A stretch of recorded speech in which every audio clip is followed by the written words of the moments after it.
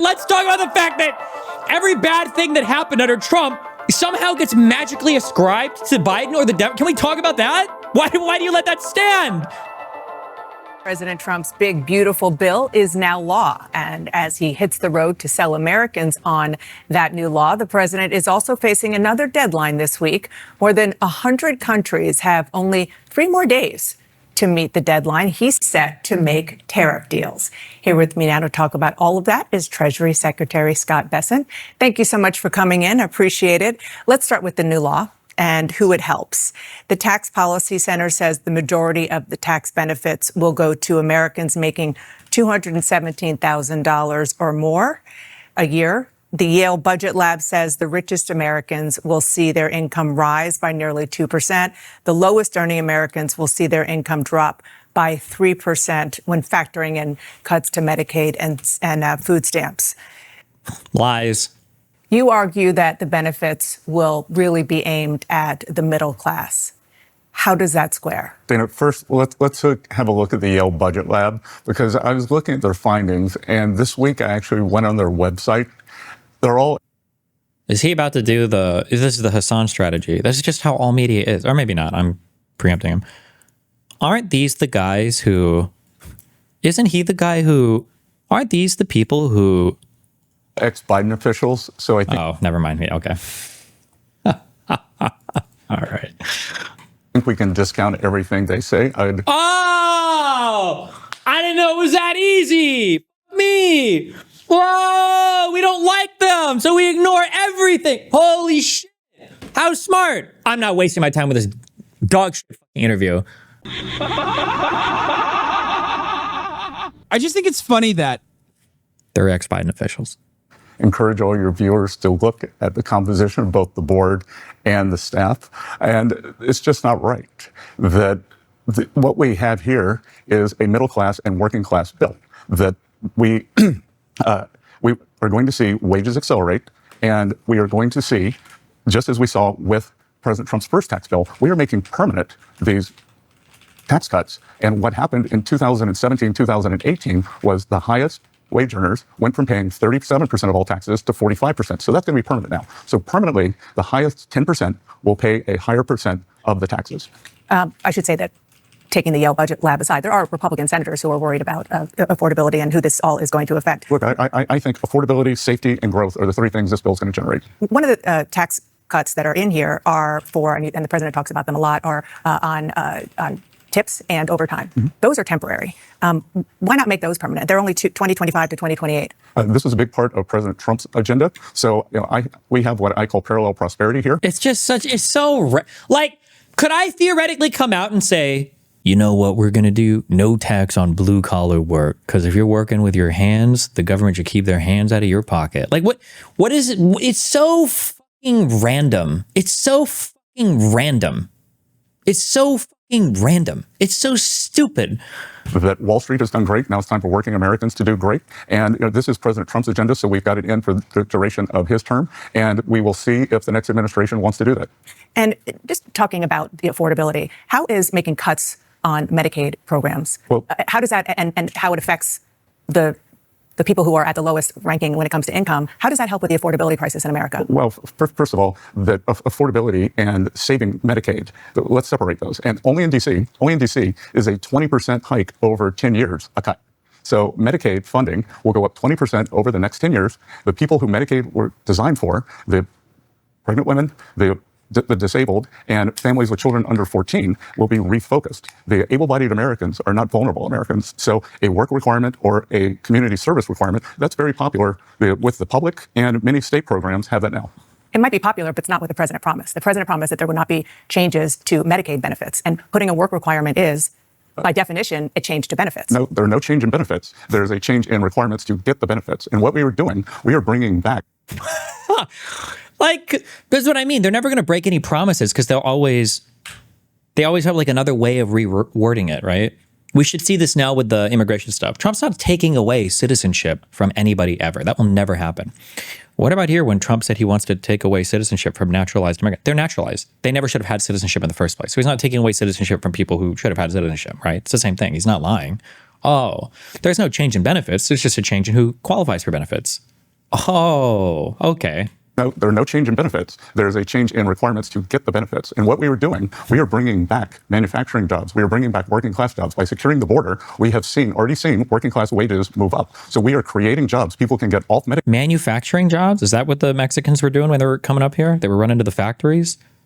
The Uber factory has a bunch of Mexican illegal immigrants working inside of it. The border, we have already seen working class wages move up. So we are creating jobs. People can get off Medicaid and get a job that has good healthcare benefits. If they're getting off Medicaid because they're working more, then why do you need to cut benefits for Medicaid? It seems like it should just happen organically, no? In theory, that works, but I'm sure you've seen and heard a lot of the concern, including and especially from Republicans, who are the most vocal in Congress, about the fact that those work requirements are going to be very cumbersome to actually prove, and it will inevitably force the people who need that Medicaid coverage off the rolls. Well, first of all, the Republicans are not the most vocal on this. It is a group of Democrats who, unfortunately, seem to think that poor people are stupid. I don't think poor people are stupid. I think they have agency, and I think to have them register twice a year for these benefits, that it is not a burden. But these people who want to infantilize the poor and those who need these Medicaid benefits are alarmist. Yeah, but my impression of the Republican Party is that historically wanted to cut through the red tape and not create more red tape. But I do want to move on because... Well, no. But we've also wanted to put in work requirements, which somehow that was very popular under Bill Clinton, was popular under President Obama, and this Democratic Party blew out the deficit in 2020, and they never want to bring it back. But work requirements... I'm so sorry. My recent history is so bad. Who was... I'm trying to remember way back in 2020. Who was the president? Does anybody remember in 2020? Does anybody remember who that was?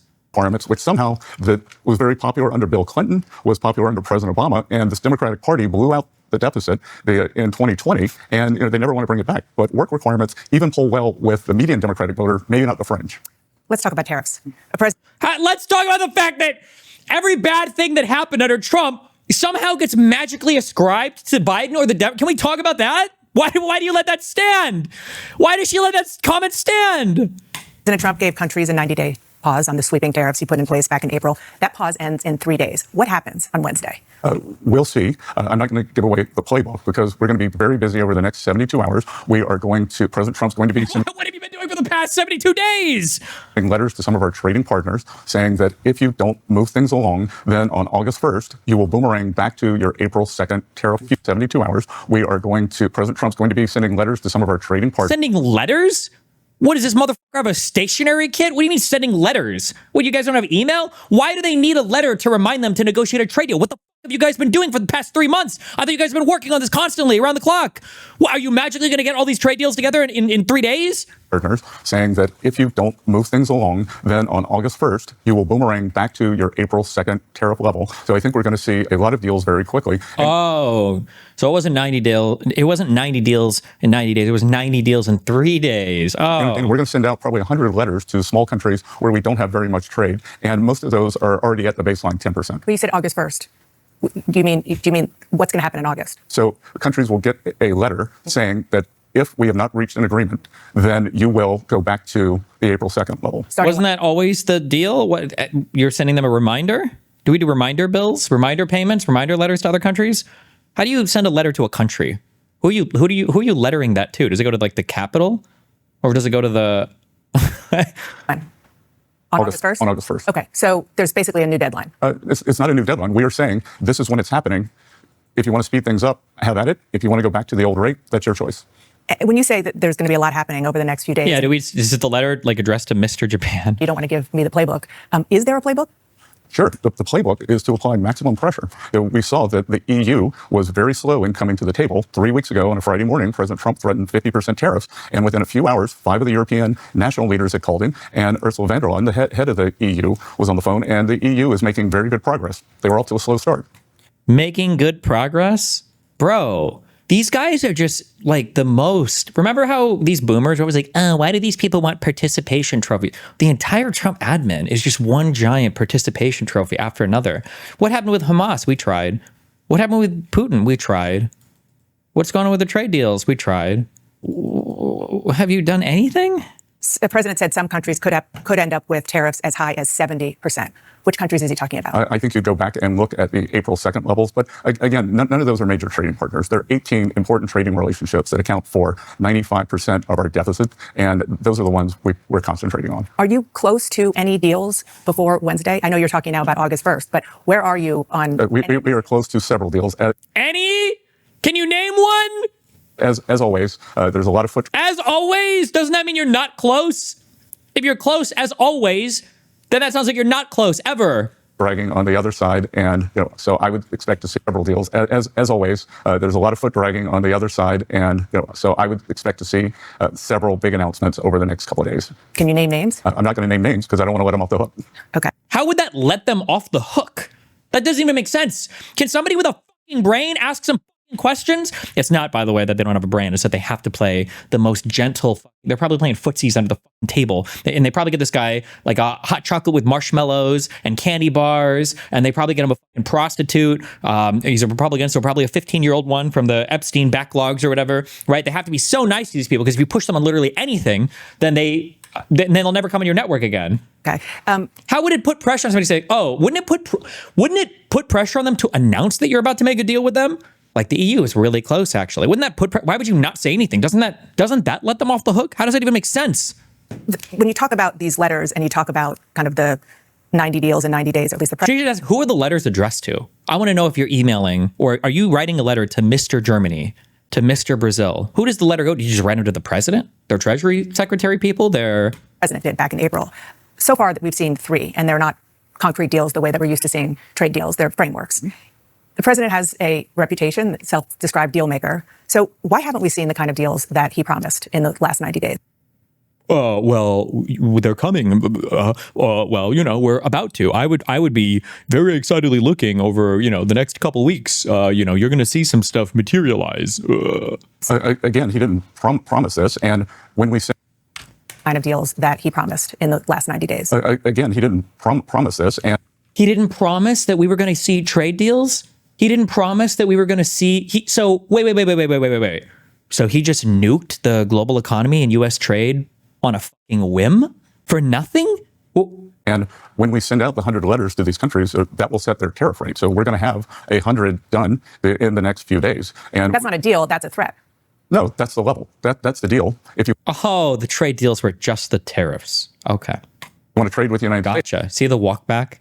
I thought we were going to have 90 comprehensive bilateral trade deals with other countries. I didn't know that our trade deal was just going to be a flat tariff rate. Okay. This is, but that's not a negotiation. That's just a many of these countries never even contacted us. So what? Whoa! What? I'm sorry. I thought you said everybody was clamoring to be on the phone with Mr. President, with President Donald Trump, with the trade master. Now you're saying a lot of these people didn't even give a fuck. But that's not a negotiation. That's just a many of these countries never even contacted us. So that's the thing about being the deficit country, Dan, is when you are the deficit country, you have the leverage. These are surplus countries. None of what he's saying even makes sense. You understand this is like a 55 IQ conversation, right? When you're the deficit country, you have all the leverage. Really? But I thought you just said none of them contacted you. Of course, because we have so much leverage. Shouldn't they all be like climbing over themselves to contact you then? If you have all the leverage, why would none of them contact you? But you're about to send letters to all of them, right? So if you're the one begging them for a deal and you're sending letters constantly and they're not even contacting you, it doesn't sound like you have very much leverage. It sounds like something is fucking retarded about that statement. That they have exported more to us than we export to them. So we have the leverage in the situation. When I talk to small business owners, both doing interviews. You can't let them get away with these truisms. Push it. Whatever. I don't know. Them and just in and around in my life interacting with them. I have not met one who has not said it's the uncertainty with the tariffs that is making it so hard for them to do business because they're kind of frozen in place. What do you say to those business owners? Well, I'd say two things. The other thing they would probably have been telling you is it was the uncertainty around taxes. So with the one big beautiful bill, they now have great certainty on taxes. No, they've said tariffs. No one gives who? Find me. I legitimately want to say this. I am serious. I'm not just saying this also. I legitimately want to see who are the real business owners, okay? Not some retarded fucking plumber guy who hires, his uncle and his brother. Like, show me these business owners who are like, we really need tax cut, or we need some big tax thing. I can understand like green energy incentives, like tax credit incentives, sure. But who the fuck are all these business people waiting on our personal income tax cut to do anything with their fucking bit? Where are these people at? Because the only people I hear who champion these things are fucking rednecks living out of their fucking trailers who don't even pay federal income tax. Like, where are all these business owners talking about this? It was the uncertainty around taxes. So with the one big beautiful bill, they now have great certainty on taxes. No, they said tariffs. No, but let me finish. When I'm out talking to businesses, they want trade and taxes. So we have certainty on taxes now. All businesses know that they'll be getting 100% expensing for new plant and equipment. You couldn't expense equipment before? Is that a thing? I just don't even believe it. I don't even believe him. You couldn't expense equipment that you buy for your business before? On tariffs, again, it is the 18 expensing for new plant and equipment. On tariffs, again, it is the 18 important trading relationships, and we're moving through those. Genuinely curious, do you think you can make meaningful change re the amount of pushback on these shows if you use your following to write respectful emails asking for better coverage? So-called big beautiful. I don't know. Probably not. Because I feel like they would just lose access. These guys just wouldn't go on their shows if they knew they were going to have a serious conversation.